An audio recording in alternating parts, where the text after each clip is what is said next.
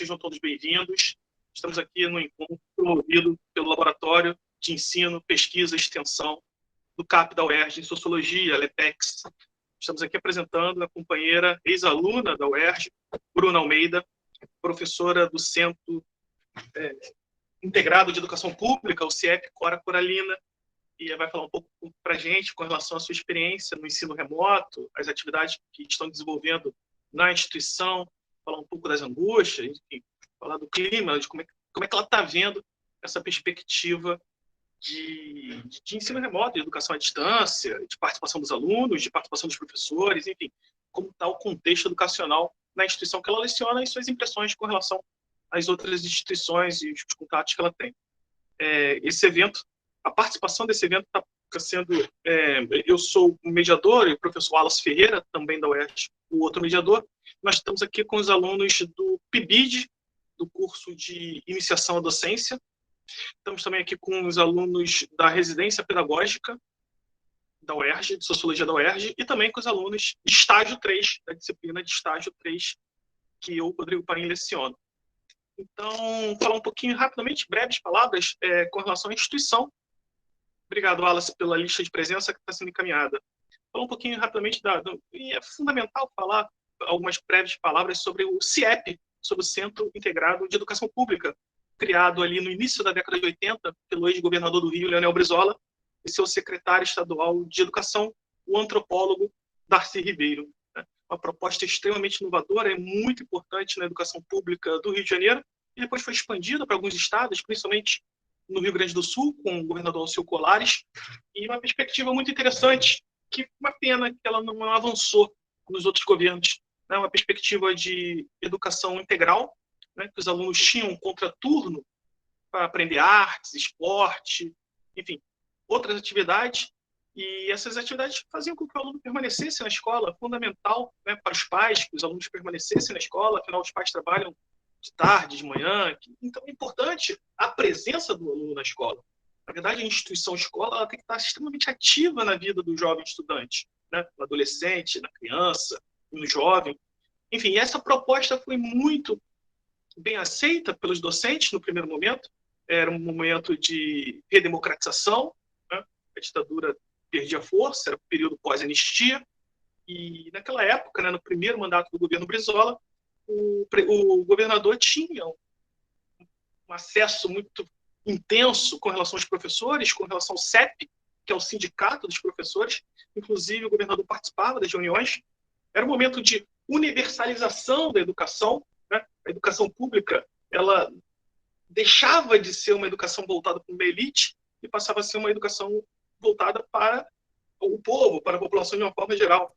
O processo que já estava iniciando ainda no regime militar, mas ele culmina ali na década de 80, a universalização da educação. E culmina ali com Brizola, com essa experiência maravilhosa do Rio de Janeiro. Infelizmente, não sou.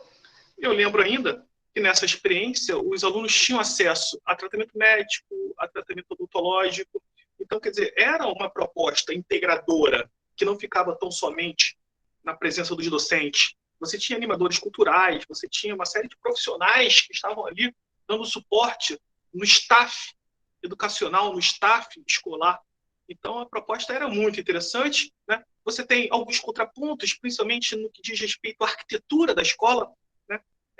Oscar Niemeyer que fez a arquitetura da escola, enfim, e a ideia era pegar material um pouco mais barato nesse sentido e fazer com que a escola fosse erguida num tempo recorde, 4, 5 meses, a escola já estava sendo erguida, mas alguns contrapontos, por exemplo, no que diz respeito ao barulho, em termos de arquitetura, teve uma pequena dificuldade ali, você tinha espaços que a voz vazava pelos cantos, mas que isso rapidamente foi resolvido.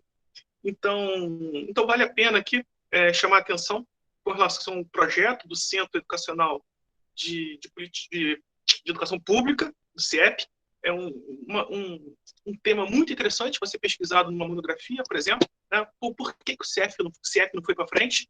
Alguns intelectuais dizem que o governo passou a achar caro o governo seguinte, mas você já percebe no final do primeiro mandato do governo Brizola uma certa dificuldade de cumprir alguns contratos ali com relação ao CIEP.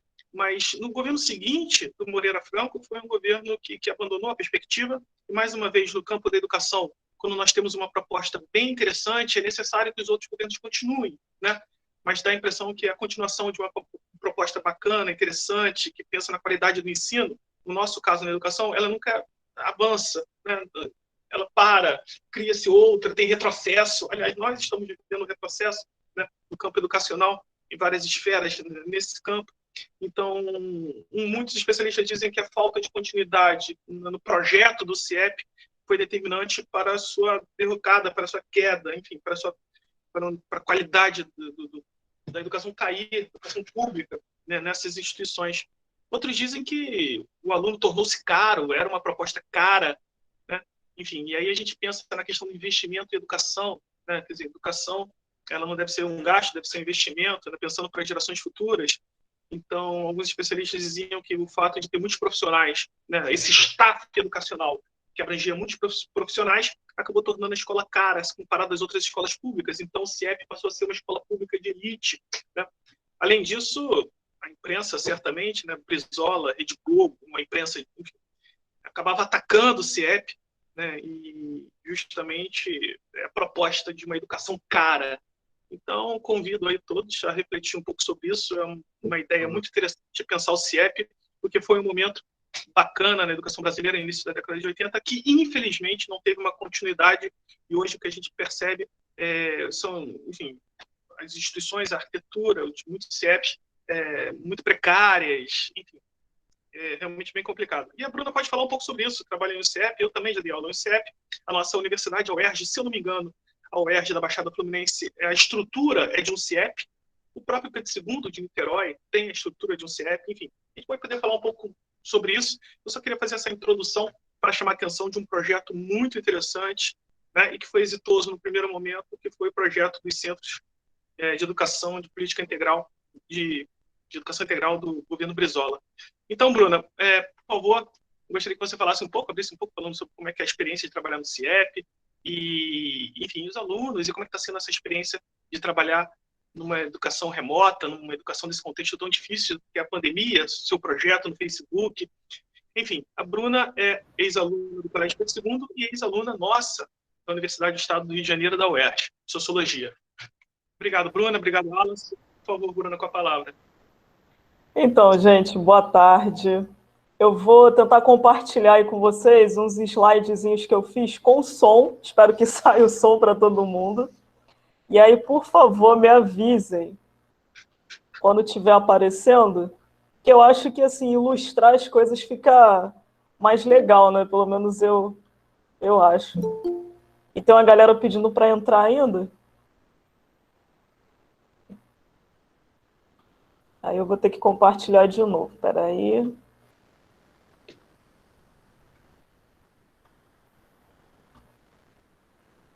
Acho que agora vai.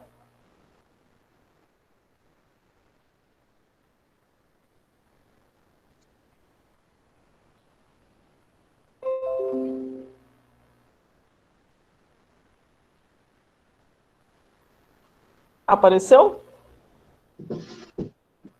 Apareceu, Bruna. Show. Então, primeiro, né, agradecer ao professor Rodrigo Paim pelo esse convite, assim, né, que eu fiquei feliz e, ao mesmo tempo, surpresa, né? Porque para compartilhar essas vivências como professora, no sentido da experiência, eu tenho pouca, né? Porque em 2019 eu começo a dar aula de fato. E aí, pensando na educação, na verdade, por um outro viés, né? Pensando na educação como experiência, mas também experimento, aí eu venho aqui, né, para a gente também pensar junto nessa roda a questão da educação como você criar, você experimentar mesmo, você testar, você ver o que está dando certo em determinado contexto e que em outro contexto aquilo não vai funcionar.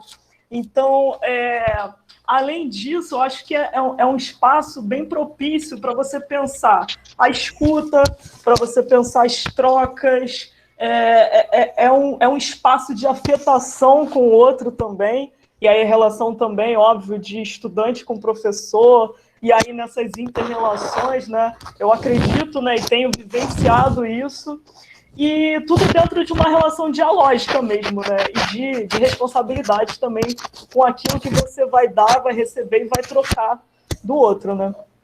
E aí eu estou aqui, né, nessa pouca experiência, mas nos muitos experimentos nesse tempo, e aí eu queria passar para vocês um pouquinho de 2019 para meio que puxar um fio da meada em 2020.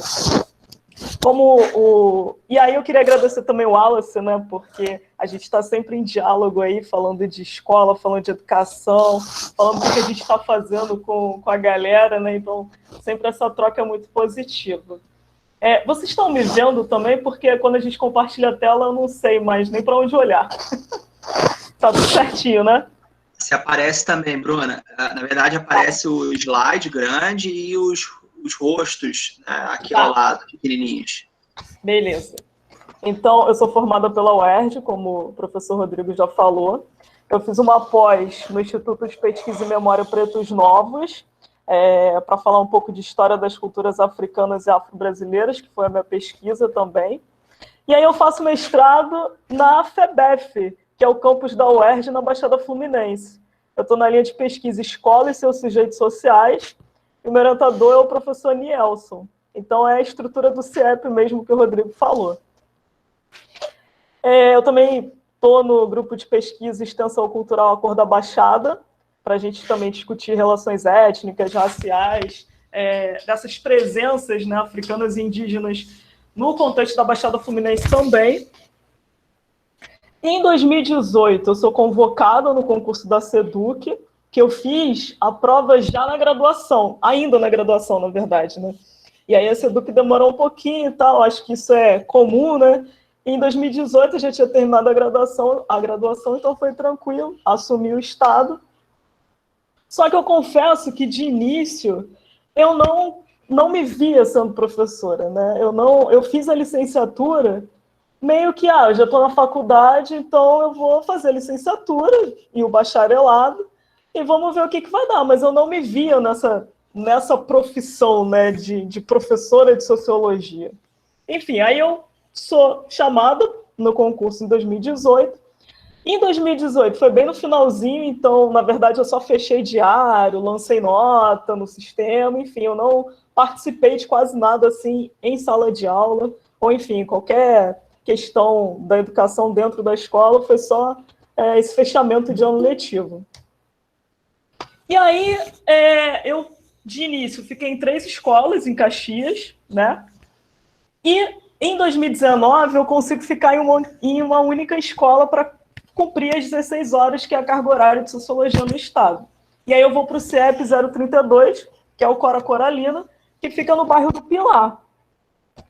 E aí lá, em 2019, a galera já estava fazendo um projeto sobre direitos humanos. Teve uma reunião, né, de orientação, uma reunião pedagógica, na verdade, né, no início do ano, e eu estava me inserindo ainda, né, reconhecendo aquele lugar, né, tudo muito novo. Eu não tinha experienciado nada, né, como professora. Até em estágio, né, que a gente faz na graduação, eu pouco experienciei nesse sentido, né, de estar numa sala de aula, de estar nessas trocas com os estudantes. Então, ali eu estava reconhecendo aquele ambiente. E aí, o combinado foi, os professores vão orientar algumas turmas em alguma temática que tivesse a ver, enfim, com uma questão maior, que seria direitos humanos. E eu orientei 2 turmas de terceiro ano. Vou falar rapidamente para a gente chegar no contexto da pandemia. Essa é uma imagem que os alunos estão ensaiando, uma turma de terceiro ano. Eles encenaram, em cima daquela música que o Rapa gravou, Todo Camburão tem um pouco de navio negreiro. Então, eles encenaram em cima dessa música, e para finalizar, esse menino que está com a bandeira do Brasil, ele declama uma poesia que ele mesmo escreveu nesse contexto, né? Da questão da escravidão, mas focado na questão do racismo. Aqui, uma outra turma que eu também orientei, que a gente falou sobre a questão da pequena África, e a gente trouxe alguns nomes, eles estavam ornamentando a sala, porque a sala criava-se, né, uma atmosfera na sala da temática que a turma ia apresentar. E aí os alunos se dividiam, ficavam responsáveis por algumas partes daquela apresentação, e a galera ia visitar, o pessoal de outra sala, de outras turmas, enfim, até o ensino fundamental estava também nas visitações. E aí, uma questão bem legal também, né, para falar da participação de estudantes, é que mesmo aqueles que eram dispersos, que matavam aula direto, enfim, eles, o que é legal, né, e o que me chamou para essa potência de experimentação e experiência educacional é que é possível a gente fazer essa troca positiva e muitas vezes, claro, né, é um esforço mútuo, né, de você pensar também na sala de aula num contexto compartilhado, né, uma responsabilidade tanto do aluno quanto do professor criar uma atmosfera instigante, né, de aprendizado, de querer aprender, de querer trocar, mas também do professor perceber que aquilo dali também tem que fazer sentido para os estudantes, né? Então, o que aquilo dali, na experiência global do estudante, está se encaixando, né? Para a gente também não reforçar um tipo de educação excludente, né? E aí eles estão pintando, enfim, os alunos que mais matavam aula, eles estavam aí também no meio da sala, pendurando coisas, indo na direção para ver se achava uma tesoura, uma cola, enfim, estava todo mundo integrado nessa criação dessa atmosfera da temática que eles iriam apresentar, né? Então, nesse dia eu fiquei muito rouca, porque é muito engraçado, né?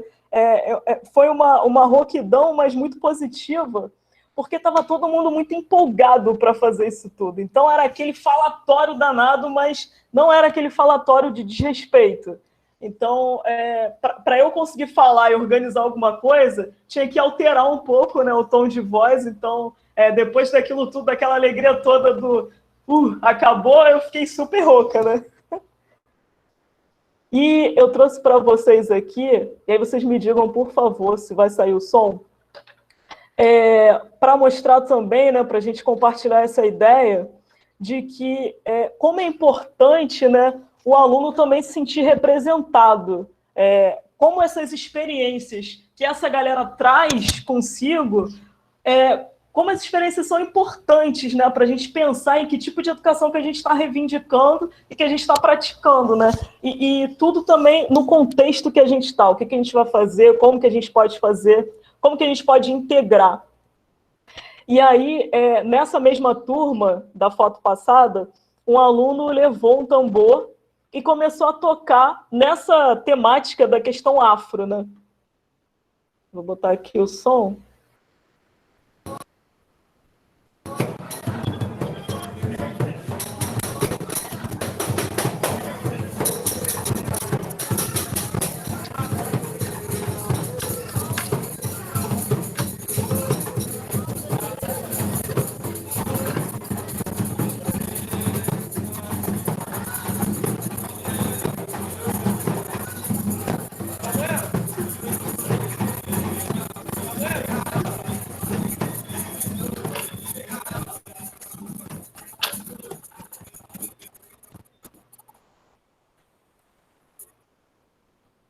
Vocês conseguiram ouvir?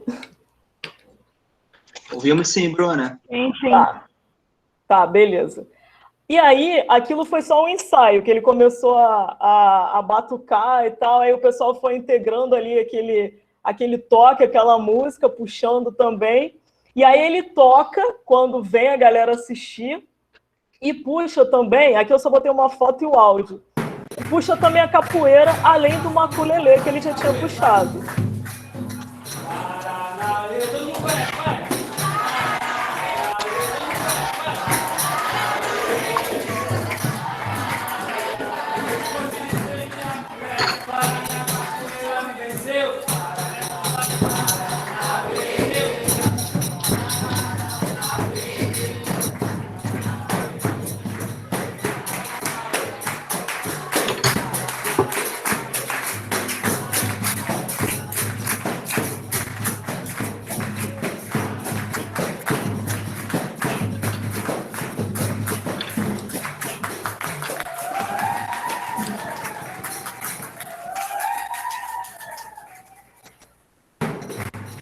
E aí tinha direção também.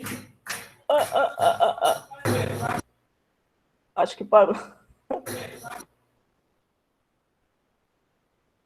Tinha direção também, coordenação, enfim, alunos de outras turmas, e a galera interagiu muito bem, né? Então, eles finalizaram essa apresentação com esse toque de maculelê e de capoeira para falar de questão afro, né?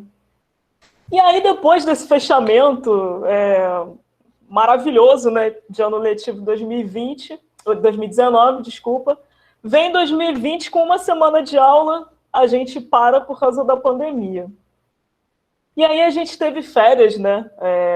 As férias foram antecipadas, a gente ficou um tempo parado nesse sentido, sem saber muito bem o que ia acontecer. Enfim, não, aí no meio do ano a gente volta, e volta e não volta, aquela pressão também de volta presencial, né? Que é super perigoso e a gente sabe que não é o momento e nunca foi o momento antes. Enfim. E aí eu comecei a ficar angustiada com esse retorno de aula, que na verdade são atividades remotas, né? Porque nada substitui a questão presencial, as aulas presenciais dentro e fora da sala de aula, né? Mas a gente começa na plataforma do Google Sala de Aula, no ano passado. No início, os alunos começam a interagir, só que depois de um tempinho, de um curto espaço de tempo mesmo, eu percebo que muitos já não dão sinal de vida na plataforma.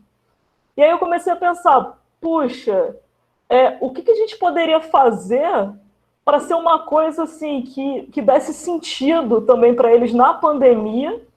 E aí, não só a questão somente de, digamos, conteúdos cristalizados de currículo, que seja, mas, assim, alguma coisa que fosse para além, que a gente não perdesse o vínculo, né, com a escola, o vínculo com essa questão fundamental da educação, que a gente criasse laços de solidariedade também, né, e fortalecimentos diante desse caos todo, né, da pandemia.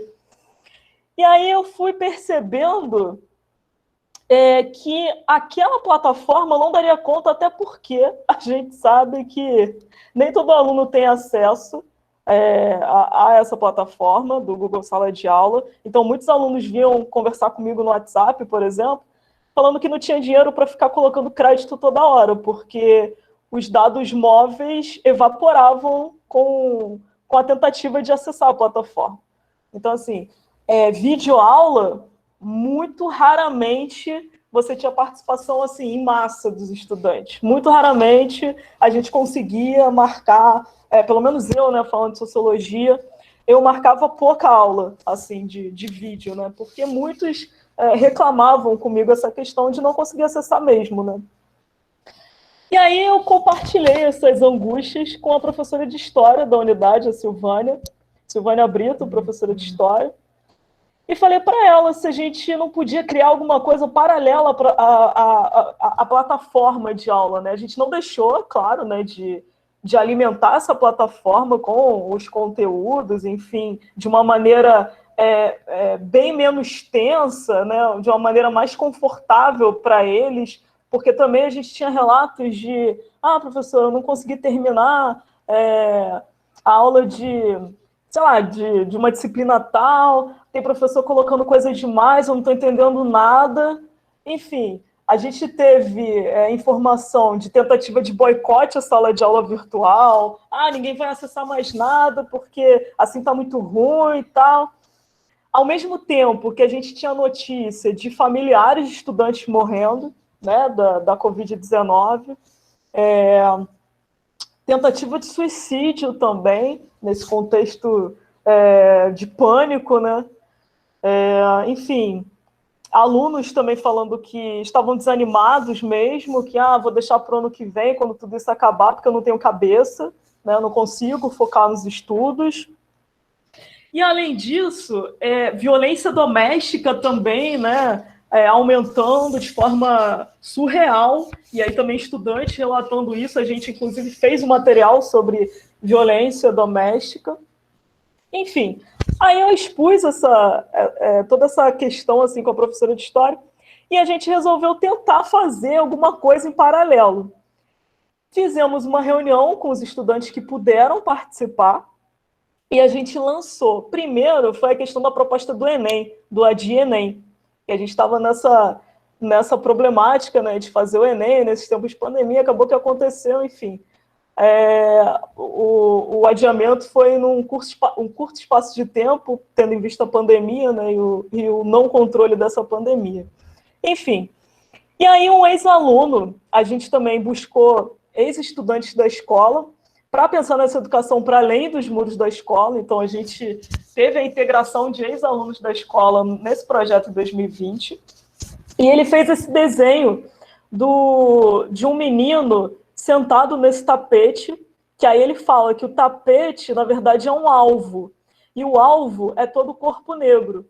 Então aí a gente já começa a debater toda a questão da violência e do racismo, né? Toda a questão da mortandade da população negra. Um outro aluno do ensino médio, né, do terceiro ano, ele faz esse prospecto dialogando com a gente, né, pelo WhatsApp, e aí o WhatsApp tem uma coisa legal, né, porque, pelo que eu sei, nem sempre o WhatsApp acaba, né, quando a internet acaba, então eles ainda conseguem ter acesso pelo menos ao WhatsApp, então era ali mais que a gente se comunicava. O nome do projeto foi feito em comum acordo. Alguém lançou no grupo do projeto, que a gente criou um grupo no WhatsApp para se comunicar. Alguém lançou que a gente poderia pesquisar frases da Cora Coralina que dá o nome ao CIEP, né? E aí chegamos nessa frase. Não sei se a vida é curta ou longa demais para nós, mas nada do que vivemos tem sentido se não tocarmos o coração das pessoas. Então, vai na lógica também dessas afetações, né? E também desses laços solidários. Então, o que a gente pode fazer aqui? A ideia também, né, dessa integração da galera era o que a gente pode fazer com esse conhecimento sociológico, com esse conhecimento histórico, e aí quem mais quiser se integrar de professores também, enfim, a gente está sempre aberto a isso, né? O que a gente pode fazer com isso e espalhar coisas positivas pelas redes sociais, virtuais, no caso, né? Então, dentro dessa frase, foi tirado, né? Foi tirada essa essência e aí o projeto ficou intitulado como Tocando Corações. Toda a abertura que a gente faz dos vídeos, né, que a galera grava, que a gente vai compondo, um ex-aluno... Um minutinho, é que tem aluno que está querendo entrar, você pode dar uma olhada? Desculpa, claro. Rapidinho. Foi, acho que foi. Obrigado. Nada. Desculpa, é porque eu não consigo ver assim. Vou voltar lá, cadê? Aqui. E aí, a gente pensou numa abertura, né? Com essa imagem desse desenho do ex-aluno. E a gente começou a rascunhar mais um outro ex-aluno, né?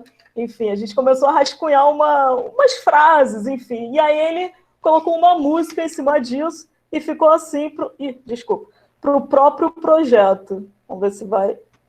Vai.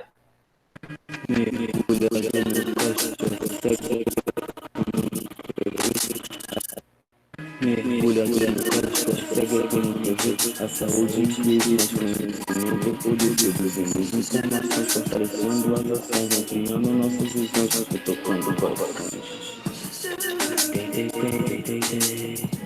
Isso é Baixada Fluminense. E aí virou assim a abertura do projeto, né? E aí eu coloquei assim só algumas coisas que a gente fez em 2020, né? Porque para a gente conseguir fazer o material, qualquer vídeo que vocês consigam visualizar lá no Facebook, para quem quiser conhecer um pouquinho mais, tem um trabalho enorme por trás daquilo, né? Então, assim, tinha aluno que me mandava mensagem: professora, eu não consegui gravar hoje a minha parte porque aqui em casa mora muita gente, então é muito barulho, então eu só consigo fazer de noite, mas aí eu tive que sair para trabalhar, fiquei cansado, dormi. Ou então, professora, amanhã eu vou cortar o cabelo, eu vou aparecer melhor no vídeo. Então, assim, a gente não podia dar prazo muito curto, né? A gente ia dialogando com a galera, mas nunca numa coisa muito pressionada, né? Então, eu acho que funcionou nesse sentido, porque acho que tem gente que não acredita muito nessa responsabilidade, né? Mas eu acho que quando a gente consegue fazer com que essa galera perceba que eles são partes integrantes, de fato, do projeto. Então, assim, o projeto não é meu, o projeto não é da professora Silvânia, da professora Leide, que também entrou nessa aventura com a gente, da professora Marise, enfim, o projeto não é nosso, o projeto, o Tocando Corações, somos todos nós, né? Então, assim, eu acho que eles perceberam que a integração deles era uma coisa muito importante para a vivência desse projeto, né? Então, a gente falava do cotidiano da Baixada Fluminense em tempos de pandemia. Então, aqueles estudantes que já precisavam sair para trabalhar, ou então para ir ao mercado, para ir na farmácia, enfim, eles faziam pequenos vídeos mostrando como é que estava o lugar que eles moravam na pandemia. E aí, no início, lá de 2020. E aí eles mostravam ônibus, galera sem máscara no ônibus, o pessoal em barzinho, enfim. Tem estudante que vinha, assim, conversar no grupo também, falando, estão vendendo fila lá não sei aonde, para a galera pegar o auxílio emergencial. Enfim, estão vendendo lugar na fila. A polícia chegou lá e fez isso, porque o pessoal estava de noite, de madrugada, botando banquinho. Enfim, muitas experiências que eram compartilhadas e a gente ia instigando essas reflexões e como isso estava atrelado às questões históricas, sociológicas e como eles estavam vivenciando aquilo e conectando tudo isso, né? Então aquilo estava fazendo sentido e eles estavam fazendo aquilo com gosto, o que era muito legal, né? Então, outro tópico também que a gente falou, né? É o reconhecendo o seu lugar. E a partir disso, a professora Marise também integrou essa temática para falar da questão indígena, porque a gente começa a falar de nomes na Baixada Fluminense que tem tudo a ver com o tronco linguístico tupi-guarani. Então, a gente está na quarentena, a gente está no isolamento, enfim. Então, a gente pode pesquisar sobre isso sem sair de casa, né? Então, eles também faziam vídeos mostrando, né, eu moro em tal lugar, então eu quero fazer do lugar que eu moro. Aí eles pesquisavam e falavam da questão indígena, enfim. Invisibilidade negra, e a indígena também, porque a gente trazia nomes de pessoas negras e pessoas indígenas contando a história, né, e por que dessa invisibilidade, também a gente discutia muito isso no grupo, e de forma particular também, às vezes os alunos se sentiam mais à vontade de ir no particular da professora Silvânia, ou da professora Leide, Marisa, ou meu, e a gente começava a debater aquele assunto, e a gente falava, lança lá no grupo, vamos lá. Aí eles iam no grupo, já mais tranquilos, que não estavam falando besteira nem nada, enfim. Aí a gente fazia aquela grande conversa no grupo. A professora Leide também, guerreira com a gente nessa temática aí. A violência contra a mulher, histórias de super-heróis e heroínas diante da Covid. Então, na história que os alunos criavam, a gente via também como eles estavam se sentindo, né? E isso foi muito legal, assim, a gente perceber como aquilo dali estava sendo também muito positivo nessa trajetória deles, no cotidiano deles diante da pandemia, né? Teve até a história de Orixá, que aí a gente vê a questão também afro presente aí. Foi uma ideia da professora Silvânia, de História, que lançou para a galera toda mesmo fazer. E aí os melhores seriam lançados na página do projeto, mas a gente ia lançar todo mundo, né? Enfim. Abuso, assédio, violência sexual também a gente discutiu. Meio ambiente, Outubro Rosa. E aí poesias, músicas. A gente também, com a professora Leide, vai fazer, porque o projeto não acabou, a gente está umas mini fériasinhas, para a gente falar dos griots da região, né? Para a gente ver a história da região. Enfim. E a gente criou o projeto Tocando Corações, a gente criou o WhatsApp. E aí é muito legal a gente ver, né, como os alunos também vão saindo de certas amarras, né? Por exemplo, essa mensagem, eu tirei um print de um aluno super tímido que aí ele começou a interagir mais e falou que estava gostando bastante de gravar vídeo. Então, assim, não, às vezes a gente falava, quem não quiser gravar vídeo, não tem problema, pode ser um áudio, pode ajudar na edição, pode ajudar na pesquisa, enfim, o que eles se sentissem mais à vontade para fazer. E de início, a gente nem falou que ia valer ponto, era um projeto da escola que a gente tinha escrito e tal, e queria fazer essa questão de manter o vínculo, dos laços de solidariedade, para a gente passar junto por esses apertos da pandemia, por todo o desdobramento, né, político, econômico, social causado pela Covid. Enfim, no final a gente deu pontuação extra para a galera que trabalhou no projeto. É legal também, né, quando a gente percebe que, assim, o mínimo elogio que seja, os alunos ficam numa felicidade que, assim, dá muito gosto de continuar, né? Essa mensagem foi de uma aluna que escreveu uma poesia, também dentro da temática da mortandade da população negra, e foi do menino Miguel, né, que caiu do elevador. E ela falou, né, que era um grande prazer ela ver as pessoas lendo o que ela escreveu, ouvindo o que ela escreveu, porque de outra forma ficaria guardado para ela. Então ela agradece o projeto e ela fala que o projeto tem realmente um significado muito grande para ela. Porque ela não queria aparecer no vídeo, ela não queria gravar a poesia dela, então outro aluno fez isso. E gravou a poesia dela. Acho que tem gente querendo entrar, né? Sim, sim. Permitir. E aí ela ficou muito feliz, né, com isso, e o próprio aluno que fez isso disse que deu assim um ânimo para ele, porque ele também gosta de escrever poesia, enfim, ele fala, eu gosto daquele rap marginal, não sei o quê, enfim, aí ele começa também toda uma alegria naqueles versos, naquela possibilidade também de fazer. Aqui é um outro exemplo também de como esses estudantes podem ocupar outros espaços e levar essas vivências do projeto, né? Então, assim, no vídeo de violência contra a mulher, meninos e meninas participaram, estudantes e ex-estudantes, e aí um ex-estudante me manda esse print, falando que ele compartilhou em vários grupos que ele tem do WhatsApp, e num grupo ele falou, olha só, professora, que absurdo. Uma pessoa lá do grupo, que era da roda de amigos dele, falou que nem todas as mulheres, né, deveriam ser respeitadas. Aí justificou, né, falando que porque eu odeio aquela que brinca com o sentimento dos outros, mas eu não vou bater em ninguém porque eu não sou pai.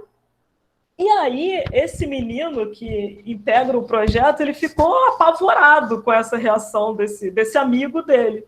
E aí ele começa a debater com esse amigo essas questões da violência doméstica, enfim, da violência contra a mulher, o que foi bastante positivo, porque a gente vê, né, as sementezinhas e como nessas miudezas, que são gigantes, né, a gente pode realmente tentar transformar de alguma maneira, pouco que seja, mas que é fundamental, né? E aí eu separei assim, alguns trechozinhos que eu achei muito interessante da questão da afetividade no grupo também, né? Porque eu acho que a gente tem que entrelaçar essas coisas, né? O conteúdo, prestar atenção nessa questão das práticas cotidianas mesmo desses estudantes, e a própria questão da afetividade, né? Então, aqui são falas de 3 estudantes. Ai, ai, ai. Aí, tipo, ler a poesia dela, entendeu? Me deu até um ânimo de escrever alguma coisa. Vou ver se eu escrevo alguma coisa também, fazer uma poesia legal. Postar aí. Pô, curti pra caramba, mano. Se puder mandar esse áudio pra ela aí, pô.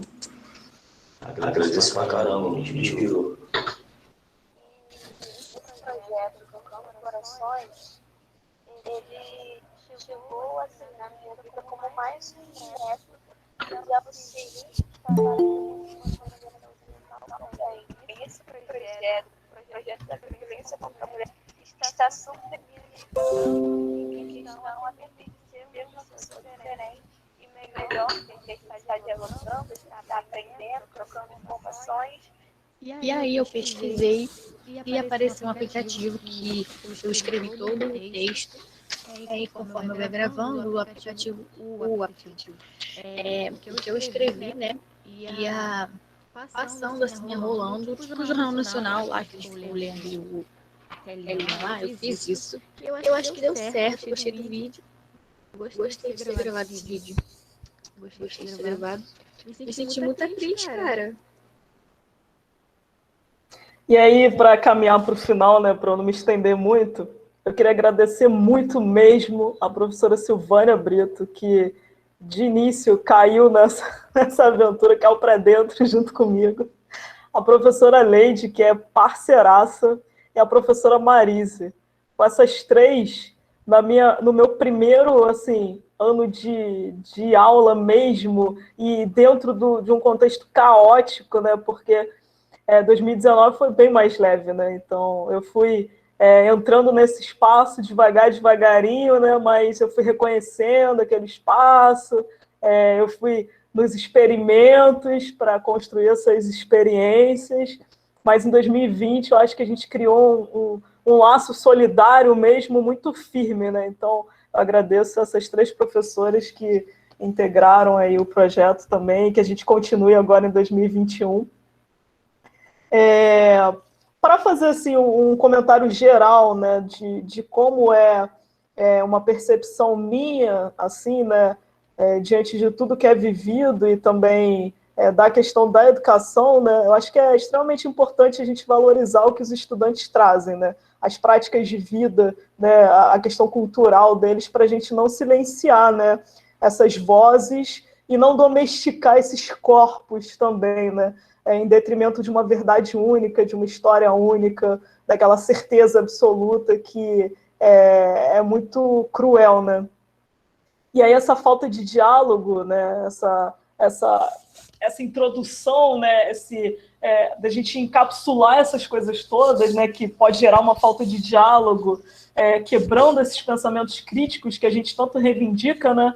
Pode gerar o espaço para os opressores, né? E aí a gente pega também a questão do Paulo Freire, né? A sala de aula como espaço comunitário, como eu falei lá no início, né? Da responsabilidade mútua, né? Para a gente tentar fazer de uma melhor maneira possível aquele contexto educacional, né? E aí também eu tentei de toda maneira passar para os alunos que eles são parte fundamentais e integrantes desse projeto, Tocando Corações, para a gente quebrar essa questão da educação bancária, né? Então, assim, não sou eu que vou chegar com tudo pronto e vou abrir a cabeça dos alunos e lançar aquilo dali como a única verdade e eu que detenho conhecimento puro, né, daquilo ali. Então, eles também propuseram muitas coisas, a gente sempre em diálogo, mediando, enfim, quebrar mesmo essa questão da educação bancária. E é isso, que tipo de educação que a gente está reivindicando, né? Essa educação tem responsabilidade com a diversidade, né? Com a questão da pluralidade de vidas, com a integridade do ser mesmo, né? O que a gente tem praticado em sala de aula ou fora da sala de aula, em contextos mais amplos de educação, né? Então, assim, para finalizar mesmo, Tocando Corações, para mim agora, né, foi um respiro, assim, de potência mesmo, de perceber como esses estudantes, eles conseguem politizar e poetizar o cotidiano no Tocando Corações. Então, eu acho que eu aprendi muito, sabe?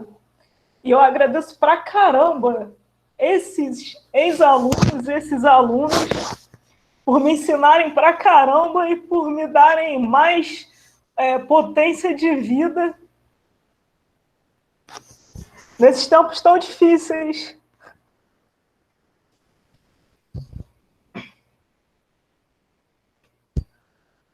E aí, para fechar e abrir essa roda aí para quem quiser tomar a palavra também, né, para a gente fazer circular isso tudo, que eu acho que acho que a grande potência do ser também é essa troca, né? Então, isso é muito importante também para a gente ir se fortalecendo em todos os aspectos, né?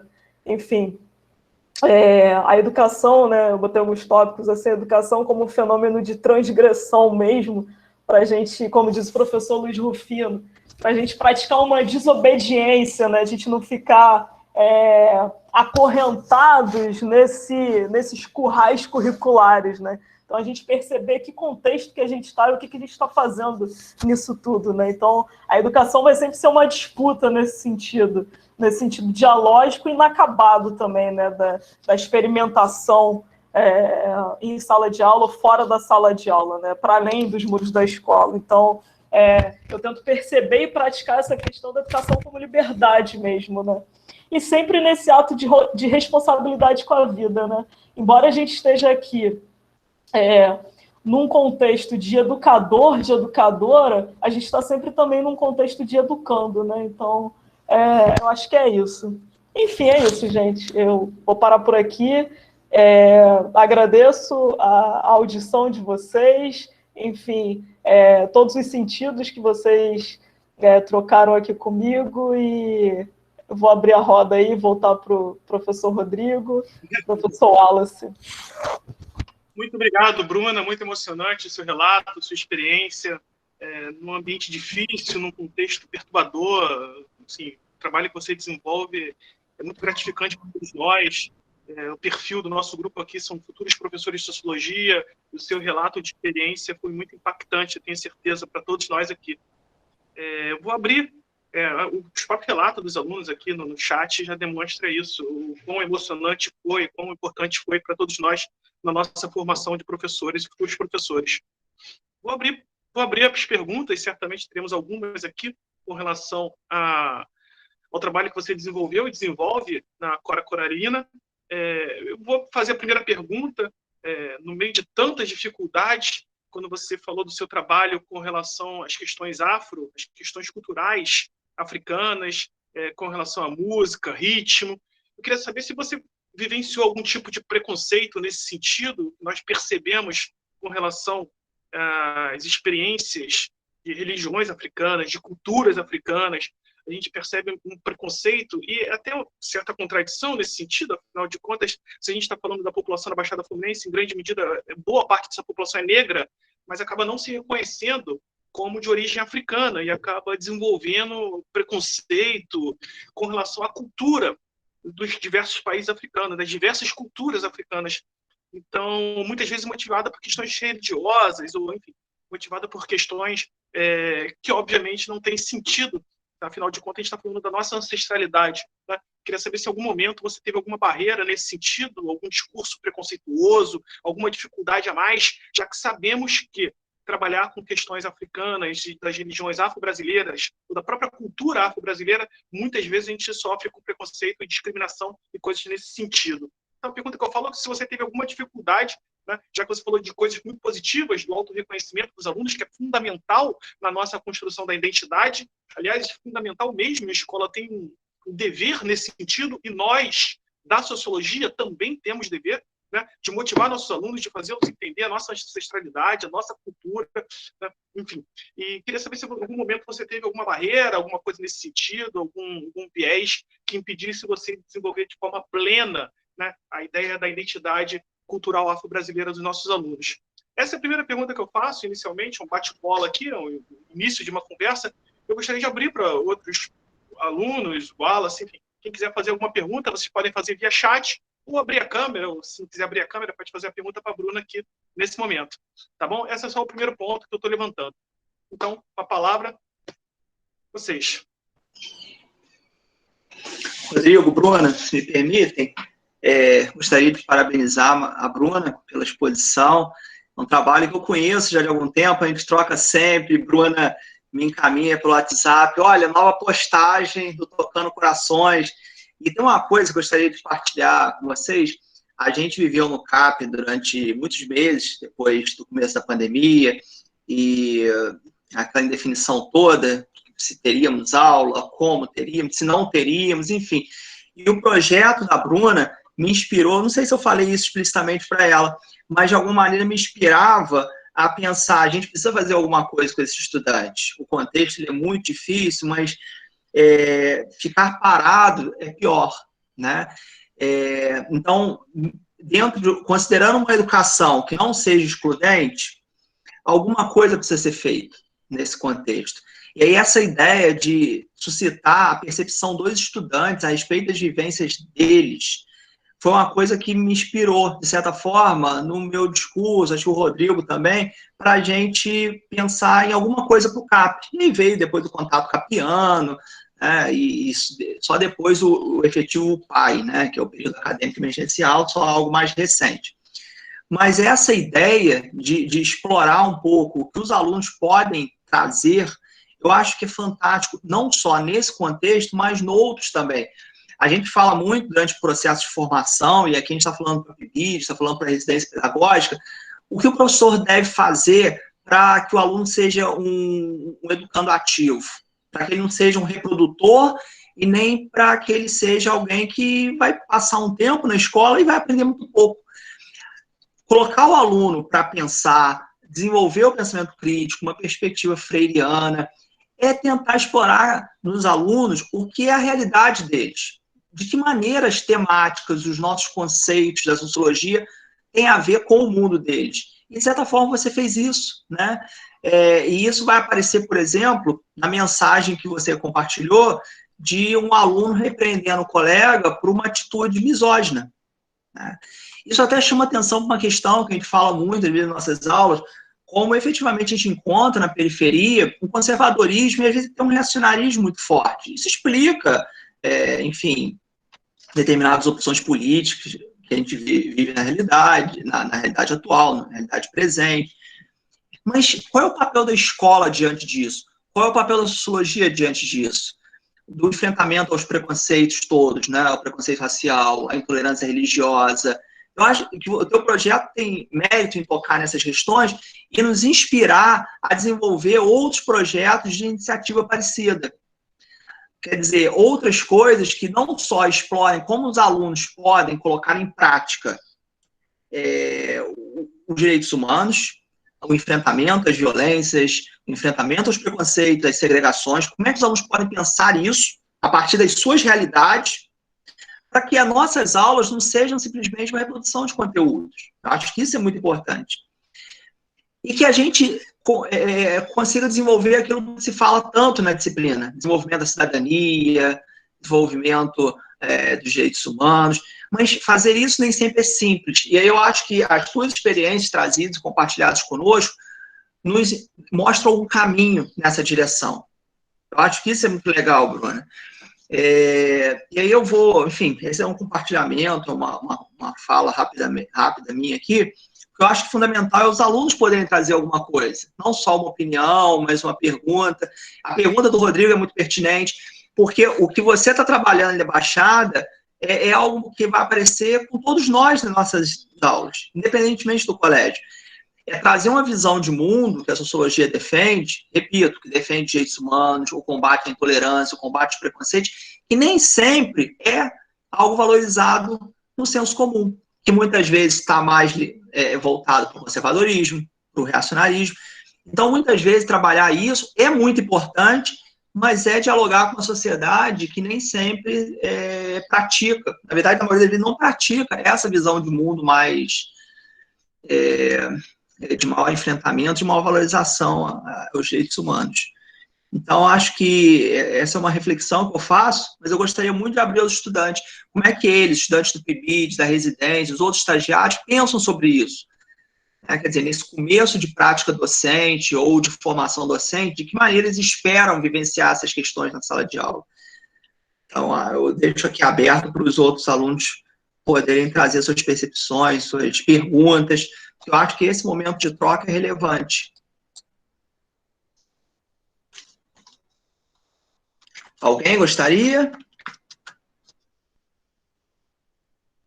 Pode ser pelo chat mesmo. Ou a Bruna pode responder no primeiro momento as questões que a gente trouxe, e depois outras pessoas podem se colocar aqui no chat e a gente vai lendo para ela.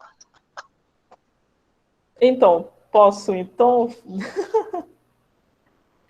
Tem uma coisa, antes de responder a sua questão, Rodrigo, tem uma coisa que o Wallace colocou que me fez lembrar, né? Todo o estereótipo também que é posto na Baixada Fluminense, né? Que a gente tem que quebrar com isso também, que a Baixada também é produtora de cultura, né? Então a gente tem que parar de criar esses estereótipos também sobre a população da Baixada Fluminense, né? E a questão educacional também, né? Tá junto, tá entrelaçado com isso.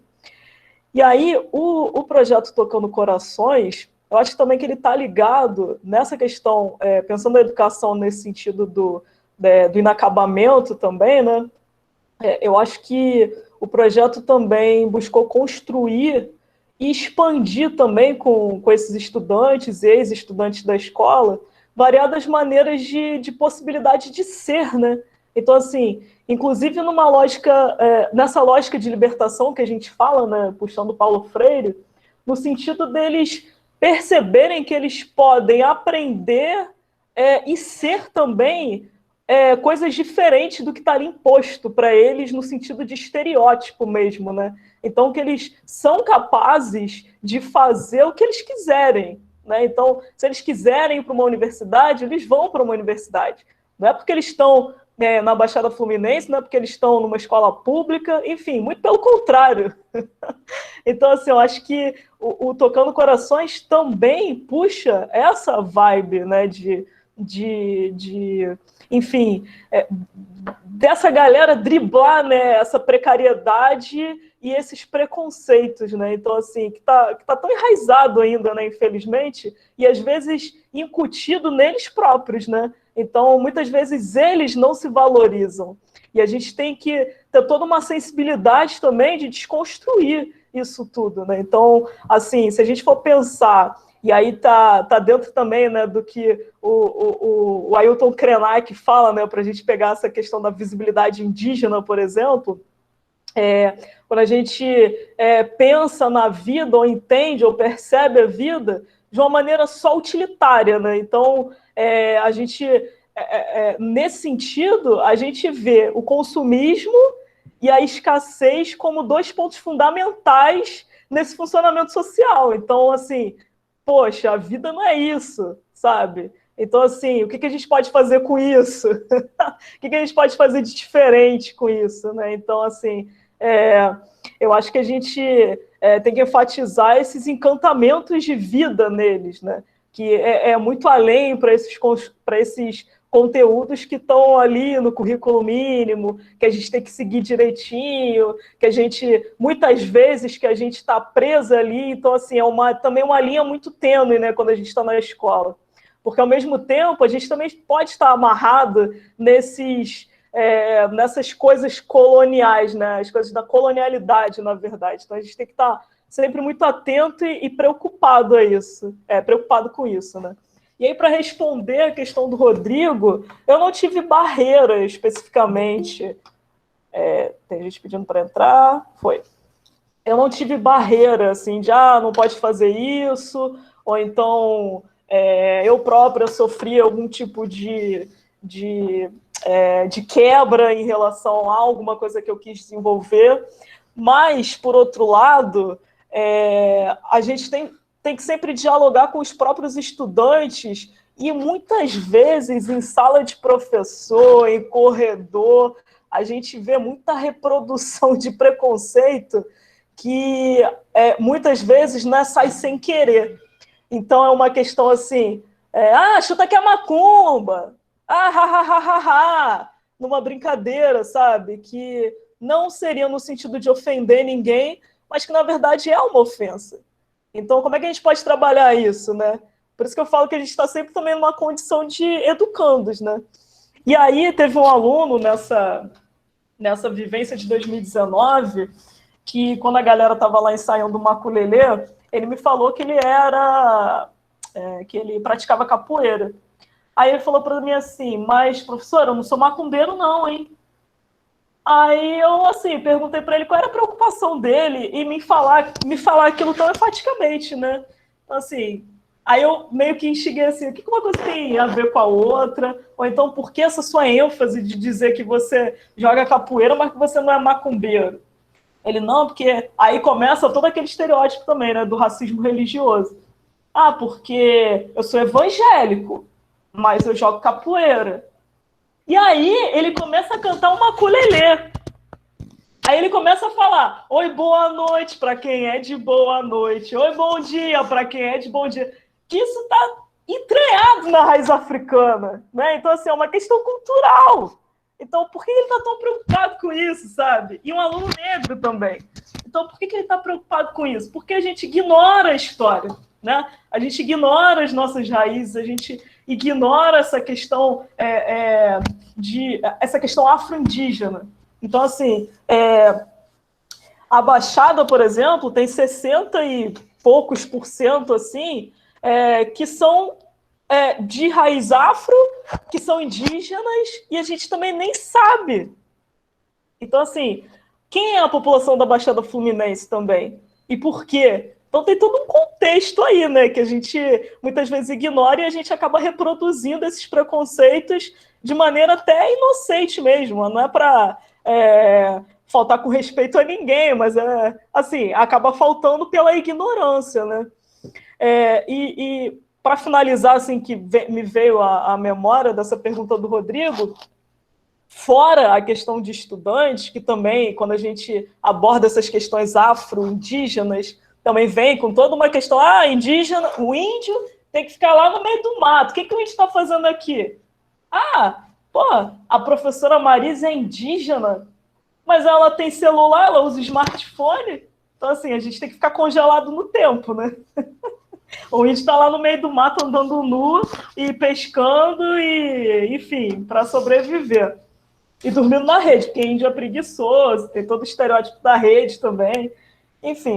Mas aí, para finalizar essa questão, eu lembro de uma vez que aconteceu um episódio na escola que a galera ficou meio assustada com o que aconteceu com um aluno lá, que parece que ele entrou em transe na sala de aula, enfim. Aí depois veio toda uma temática sobre isso, sobre religião de matriz africana, e estudantes que iam, né, com o braço, com os adereços de candomblé e tudo mais. E tinha gente que falava que tinha que desamarrar aquilo dali, que aquilo dali estava muito apertado, ia machucar, enfim. E aí, quando eu só... foi uma coisa assim, muito rápida, sabe? Então, às vezes a gente fica até assim, meio sem saber como... o que dizer e como fazer, né? Uma coisa tão rápida que a pessoa falou: mas aquilo dali eu não pedi nem para tirar, não, eu só pedi para afrouxar um pouco. E aí eu falei que isso poderia ser até um tipo de violência contra aquela pessoa, né? Contra a religiosidade daquela pessoa. E aí o que me foi dito foi: mas eu não posso tocar não, porque eu posso pegar alguma coisa? Então, assim, sabe? Eu acho que a questão da falta de conhecimento é que é muito preponderante também para esses tipos de violência que podem ser muito, muito mesmo minimizados no contexto da escola, por exemplo, né? Então, eu acho que a gente tem que ficar bem atento a isso, né? E para a gente mesmo reproduzir certas coisas, né? Que a gente foi tão habituado a isso, né? É isso. É verdade, né? Os conflitos da sociedade estão dentro da escola, óbvio. A escola que é um recorte menor, mas os conflitos que acontecem na sociedade estão dentro da escola. E nessas questões da cultura afro-brasileira, isso faz presente. E como você bem disse, não só com os alunos, mas com os professores também, né? E a gente tem uma certa dificuldade de pesquisar, de trabalhar a relação professor com professor, né? O conflito que existe de professor com professor dentro do próprio ambiente escolar, né? Também já dei aula na Baixada há 10 anos, e também já trabalhei com perspectiva culturais afro-brasileira e percebi também, tem vários e vários relatos de discriminação de aluno com relação a aluno, de professor com relação a professor, enfim, uma série de relatos. Então, os conflitos que acontecem na sociedade estão inseridos dentro da escola, e é fundamental a gente ter a dimensão disso, a noção disso, para combater esses conflitos sem perder a questão da liberdade e a questão de trazer a nossa identidade, como você bem colocou, Bruna. Bom, dando continuidade aqui, alguém quer fazer uma pergunta? O Wallace fez uma colocação, algum estudante quer fazer algum comentário via chat, ou pode abrir a câmera? Oi, Rodrigo. Deixei marcada a mãozinha aqui. Voluntário. Tudo bom, gente? Beleza? Primeiro, parabenizar a Bruna aí, fantástico o trabalho, realmente motivador demais, assim, incrível. Realmente eu que estou começando aqui nesse mundo, acho incrível essas dinâmicas. E eu ia pegar o gancho até na sua fala anterior, né, que foi em relação ao Wallace ali, porque eu participava do projeto do Wallace, Sociologia, Juventude e Cidadania, e a gente teve vários contrastes interessantíssimos aí quando a gente saía dos muros da UERJ, justamente com essa iniciativa da projeto de extensão. E eu me lembrei de um caso que a gente sempre comenta, assim, que foi muito interessante, que foi quando a gente numa das conversas, da dinâmica que a gente levava a questão da mobilidade social através da universidade. E aí, dois casos que me chamaram muita atenção, por exemplo. Uma era uma menina que falou que queria fazer cinema, mas que os pais falavam que não tinha nada a ver ela fazer cinema, porque ela não conhecia ninguém do cinema, não conhecia ninguém da área, e isso desmotivava ela. Acho que a família tinha farmácia, se não me engano, e meio que estava já pré-determinado a farmácia para ela, trabalhar na farmácia. E aí, justamente com a gente na discussão, a gente mostrava que a universidade era justamente um universo que amparava ela, e ali ela ia conhecer o espaço, o métier, né? Ali que ela ia conhecer pessoas do cinema, ali que ela ia expandir o mundo. Então, aquela universidade, a Universidade da UERJ era para ela, justamente não ficar com medo de não conhecer pessoas e saber que na universidade é onde você vai conhecer as pessoas, né? Então, que era assim para eles. E aí isso eu lembro que no olhar dela, tipo, pô, total, faz sentido, não tem que chegar conhecendo, eu vou chegar e conhecer lá. Então era uma coisa assim, muito pequena que era muito interessante. E o outro, um rapaz, por exemplo, que meio que estava assim, um pouco displicente, aí, não preciso de faculdade não, porque eu quero ter uma pizzaria. Então eu vou assumir a pizzaria lá do meu patrão e beleza. Aí, pois é, mas como é que você vai gestionar, né? Como é que você vai administrar? Como é que você vai conseguir lidar com isso? Então a gente foi levando um pouco a ideia de como ele precisaria se aperfeiçoar para que não quebrar. Ele falava que todo mundo quebra, eu não vou quebrar, porque minha pizzaria vai ser boa. Pois é, eu acredito na motivação, mas também tem a parte técnica, né? Que a gente, como universitário, leva. E não necessariamente só a universidade, mas o aperfeiçoamento mesmo da mão de obra, do técnico e tal. E eu lembro que ele falou assim, cara, total, faz todo sentido me aperfeiçoar também. Então, assim, aquela ponte que você falou, a Baixada produz cultura, a Baixada também tem pessoas que vão ser brilhantes, né? Só que elas são conformadas com um projeto, inclusive, que o Darcy Ribeiro sempre comenta. É um projeto de deixá-los nesse tipo de papel, né? É um projeto de deixar na subalternidade. Então, acho que esse tipo de aula, esse tipo de dinâmica que emancipa eles de alguma maneira e põe eles como agentes, como protagonistas sociais, nesse sentido, e que eles podem sim alcançar com as devidas dificuldades que a gente sabe que tem, né? Não dá para a gente fazer os cursos meritocráticos, que vai conseguir, mas que eles sim são, né, capazes de chegar e dominar os espaços. E então a gente falava, a universidade é de vocês. Aquela selva de pedra que vocês estão olhando da UERJ, que muitas vezes nem sabem, né, o que era aquele prédio, pertence a vocês, aí bandejão, tudo. Então, realmente, assim, queria contribuir nesse sentido. E parabenizar mais uma vez, fantástico, motivador aqui, e me dá força para continuar. Valeu. Obrigado, Marcos. Alguém mais gostaria de fazer algum comentário, alguma pergunta? Poderia colocar no chat, abrir a câmera, como o Marcos fez, ou mesmo sem abrir a câmera, fazer algum comentário. O pessoal do PIBID, um relato bem bacana da Bruna, bem emocionante, de experiência. Pessoal da residência pedagógica, Pedro Maron, nosso colega, professor da SEDUC, do Colégio Estadual Antônio Prado Júnior, e professor supervisor do PIBID. Quer falar alguma coisa, Pedro?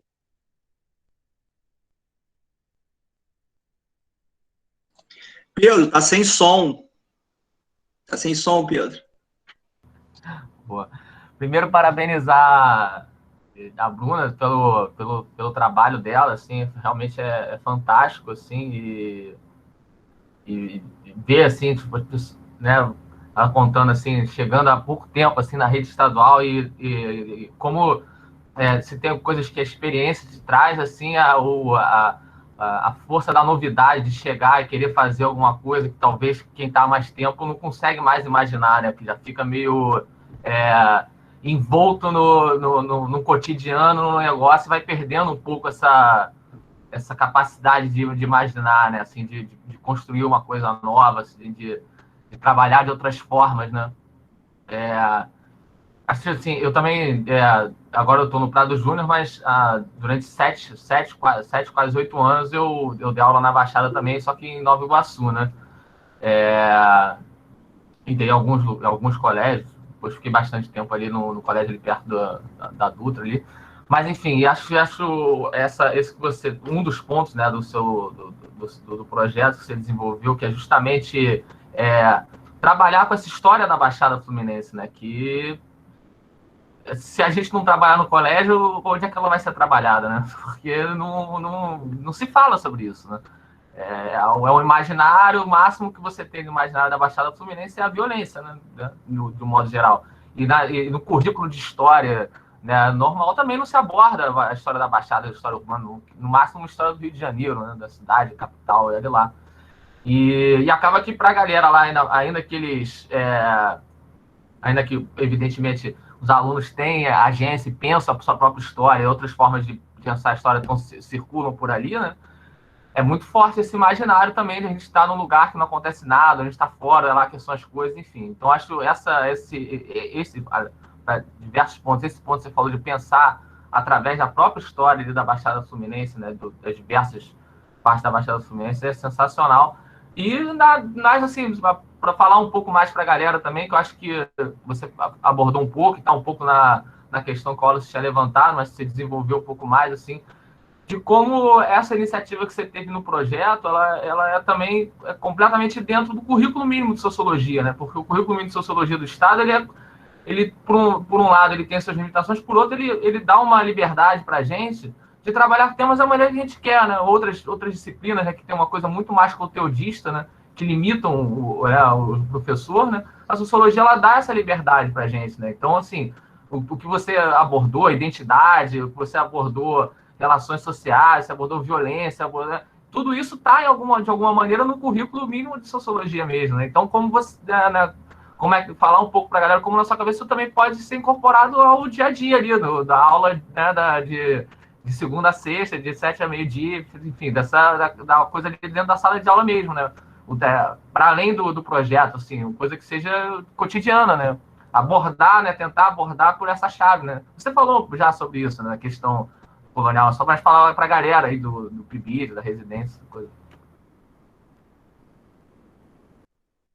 Obrigado, Pedro, pelo relato. Realmente, a experiência é fundamental, em loco, né? A gente está presente, conseguir perceber essas questões é fundamental, né? Do que você só lê, né? É importantíssimo, é fundamental estar presente, estar junto. E essa é a ideia do PIBID, e essa é a ideia da residência docente, a residência pedagógica. Infelizmente, né, com as escolas fechadas, a gente tem todas as dificuldades do mundo de nos situarmos com relação a essa relação professor-aluno, relação professor-professor, enfim, essa aluno-aluno, a gente conseguir perceber isso.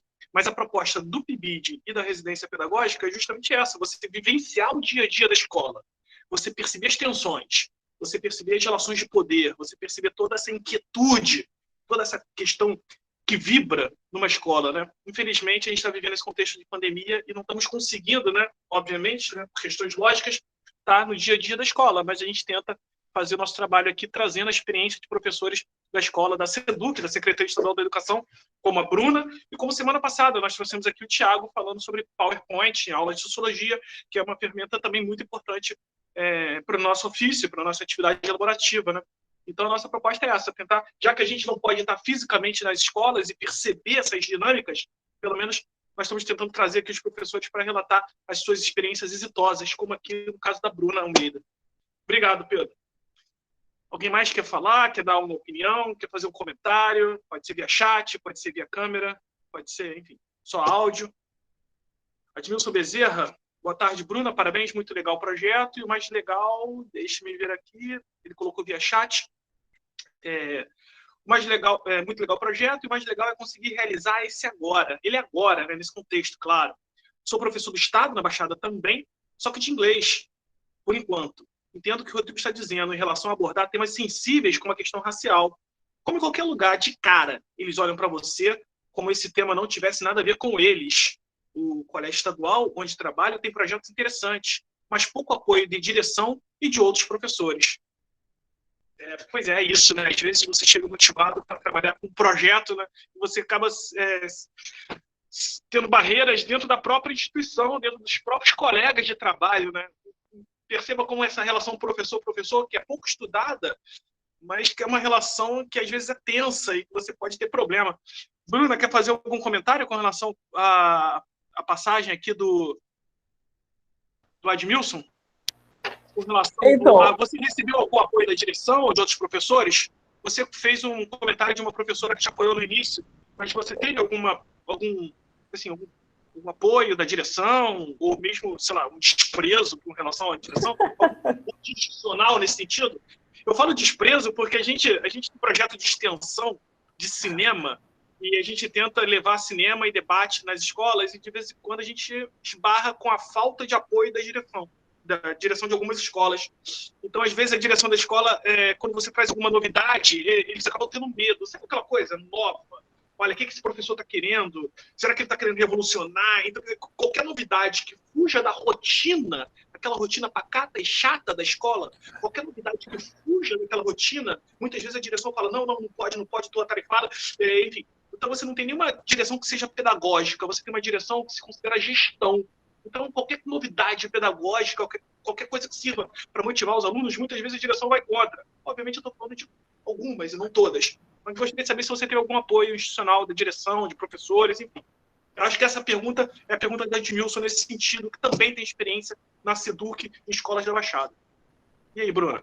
Olha, barreira com relação à direção e coordenação, a gente não teve nenhuma, não. Foi bem tranquilo nesse sentido, a gente escreveu o projeto, né? Quando eu lancei essa ideia para a Silvânia, e ela falou, vamos junto e tal, ela falou, vamos escrever o projeto e mandar para a direção. E a gente começou a fazer. E a gente divulgava nas redes, a direção começa a divulgar também no grupo de professores, e a gente foi caminhando assim. A professora Marise e a professora Leide foram as duas que também trabalharam com a gente nesse projeto. Então, a professora Leide de Sociologia e a professora Marise de História. E, no mais, eu acho que foi assim, né? A gente vai caminhando conforme pode, conforme consegue, e conforme as pessoas também vão contribuindo, né, com aquilo ali. Então, muitas vezes eu também tentava não, entre aspas, né, não perder aluno do projeto, porque nesse contexto que a gente está, a gente entende, né, que muitos argumentavam, eu tenho responsabilidade nesse projeto, então, por um lado, é muito legal, porque eles percebiam essa questão, né? Então, teve uma aluna que falou, não vou poder continuar participando, porque eu vou precisar trabalhar para complementar a renda da família e tudo mais, então, eu tenho receio de não conseguir fazer o que ficar, né, sob minha responsabilidade. E aí eu conversei com ela, falando que não tem problema, só que o que a gente pode fazer, o pouco que a gente pode fazer, no coletivo se torna muito. Então, para ela refletir sobre aquilo, o tempo mínimo que ela tivesse, que pudesse contribuir de qualquer forma que ela pudesse, ia ser muito importante, né? Então, ela decidiu continuar no projeto e ela sempre foi uma excelente aluna, né, do ensino médio e uma excelente integrante do projeto mesmo, né? Agora, pegando um pouquinho o gancho do que o Marcos falou sobre a questão da entrada na universidade, né? Eu acho que é bem isso mesmo, né? Tentar, né, fazer com que essa galera perceba que eles podem e devem ocupar esses espaços também, né? Porque a gente pode pensar, por outro lado, dessa abertura, né, de percepção, a gente também pode pensar na questão de que a universidade muitas vezes também é eurocentrada, né? Então, por um lado, é super importante a gente fazer essa ocupação nesse sentido, também por isso, né? Então, acho que também é um outro debate muito importante. Sobre o que foi falado depois, né, com o Pedro, né, sobre a questão do currículo mínimo, sim, está dentro do currículo mínimo, com certeza. Só que, assim, sinceramente, né, eu não sei se é pela experiência, pela vivência, enfim, eu acho que eu consigo pensar melhor em como trabalhar em sala de aula trabalhando naquele contexto. Então, eu não consigo, por exemplo, te falar agora como que eu faria em 2022, né? Espero muito que a gente já esteja em sala, já esteja andando por aí sem perigo, né?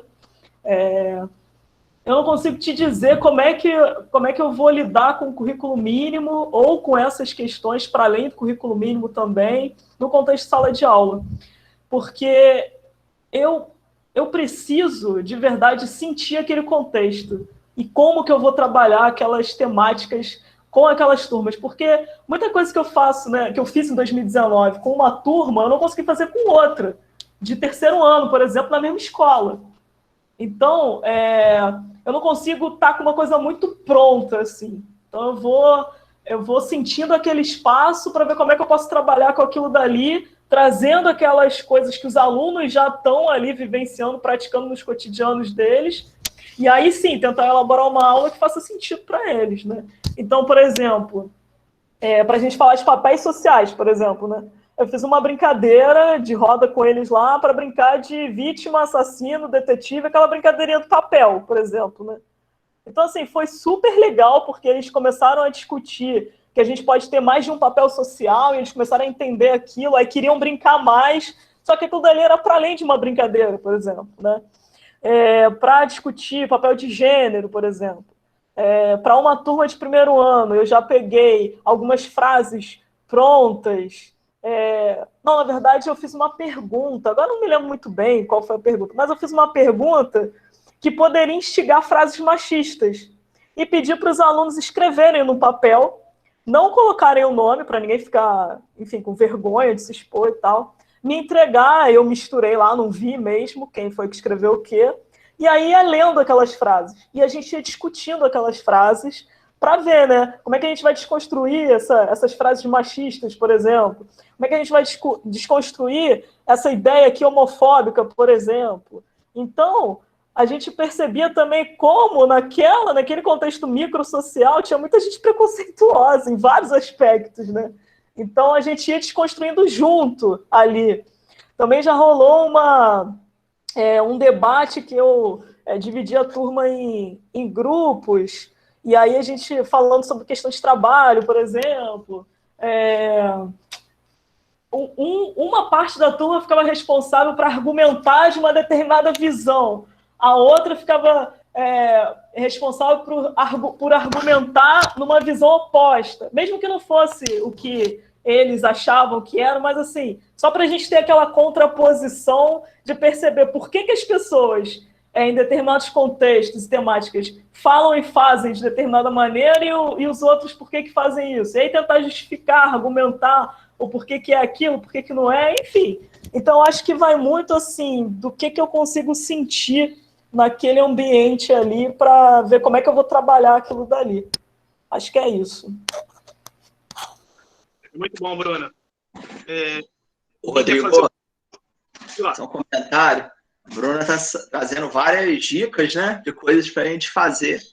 Essa coisa de pedir para eles escreverem alguma coisa de forma anônima e depois você misturar e ler aquilo e trabalhar em cima dessa realidade que eles trazem, é muito bacana para uma série de temas, né?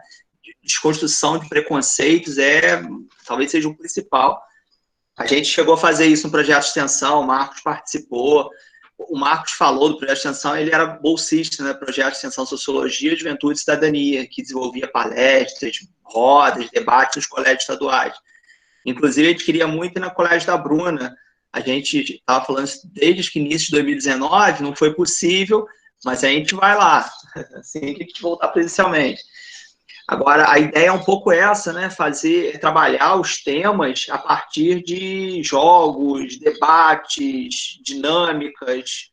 E aí, o projeto consolida tudo isso, né? Eu acho que essas dicas, essas iniciativas que vêm do chão da escola são fundamentais para a formação docente e para manutenção da nossa formação constante. Quer dizer, uma coisa que o Pedro falou de muito interessante é que ao longo do tempo, quer dizer, acho que ele quis dizer um pouco isso, que a gente vai ficando um pouco engessado na nossa prática, a gente perde um pouco essa imaginação. Então, quando a gente tem a oportunidade de ver esses exemplos realizados pelos nossos colegas, a gente pensa, nossa, por que eu não fiz isso? Por que eu não faço aquilo? E a partir desses exemplos, a gente se inspira a fazer coisas que são fundamentais, não só para o nosso aprendizado, como fundamentalmente do aluno, do estudante, que é o público-alvo, né? O público-fim de tudo isso, é o sentido dessas ações que a gente realiza. Né, Rodrigo? É isso aí, Wallace. Bem isso mesmo, né? A gente perde a imaginação e muitas vezes a própria motivação, na verdade, né? Porque a gente tem um ambiente escolar muitas vezes precarizado, né? Assim, os professores que não recebem aumento há muito tempo, você tem uma série de contradições na sociedade, você tem desmotivação docente, desmotivação discente, assim, é muita barreira, muita situação difícil, e cada tempo que você passa muitas vezes em determinadas instituições escolares, você vai desanimando. Então é fundamental trazer a experiência da Bruna, a experiência dos outros professores, experiências exitosas e que a gente consiga manter a motivação. É fundamental que a SEDUC proponha uma educação continuada para os professores, é fundamental que os professores mantenham-se informados com relação ao cursos, mestrado, doutorado, que se atualize com relação às informações, com relação ao que está acontecendo nas universidades. Enfim, é fundamental a motivação e a imaginação para a gente conseguir desenvolver um trabalho interessante, bacana para os nossos alunos e para toda a sociedade, na construção de um país, né? Um país mais justo, isso que todos nós queremos. Alguém quer fazer mais algum outro comentário, alguma pergunta? Senão nós vamos encerrar por aqui, nós já estamos em 3h10. Alguém quer fazer algum outro comentário no chat? Quer abrir a câmera? Bom, sendo assim, vou agradecer mais uma vez a Bruna pela excelente oportunidade de relato. Muito obrigado, Bruno Almeida, mais uma vez. Agradecer também a presença dos alunos da disciplina de estágio supervisionado 3, em Sociologia. Agradecer também a presença dos estudantes do PIBID. Agradecer a presença dos estudantes da Residência Pedagógica. O Wallace colocou a lista de presença e a lista dos certificados, né? Agradecer também a presença do Pedro Maron, professor da Rede Estadual de Educação, do Colégio Estadual Antônio Prado Júnior, de Sociologia. Obrigado, Pedro. Gente, sendo assim, estamos encerrando aqui a nossa atividade. Muito obrigado. Valeu, Marcos. Muito obrigado. Estamos aqui, então, encerrando a atividade. Parabéns para todos. Mais uma vez, Bruna, obrigado. Estamos juntos, gente. Até a próxima. Cuide-se. Obrigada, gente. Obrigada aí pela escuta, pela roda compartilhada e pelo convite. Obrigado, Bruna. Abraço. Até a próxima. Pode fechar, Bruna, a gravação.